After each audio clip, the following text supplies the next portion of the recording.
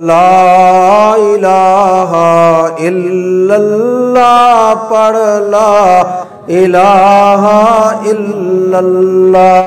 حضرت مجذوب رحمت اللہ علیہ فرماتے ہیں کوئی جی بھرنے کی صورت ہی نہیں میرے لیے، کیسے دنیا بھر کے ہو جائیں ہنسی میرے لیے۔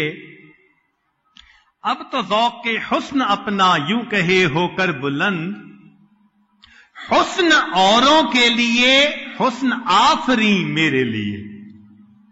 اللہ تعالیٰ بھی حیران ہوتے ہوں گے، حسن میں نے دیا، یہ حسن کے پیچھے پاگل بنے پھرتے ہیں اور حسن عطا کرنے والے کے در سے بھولے ہوئے۔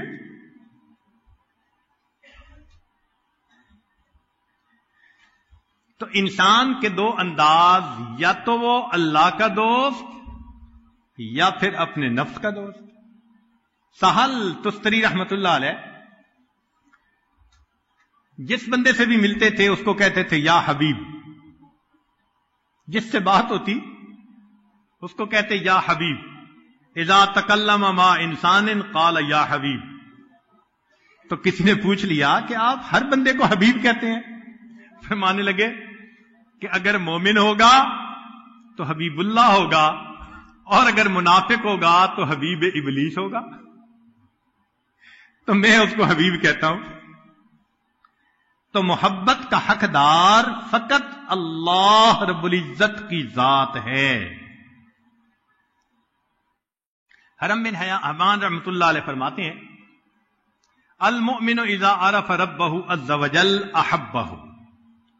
مومن جب اللہ رب العزت کی معرفت کو پا لیتا ہے محبت کرتا ہے۔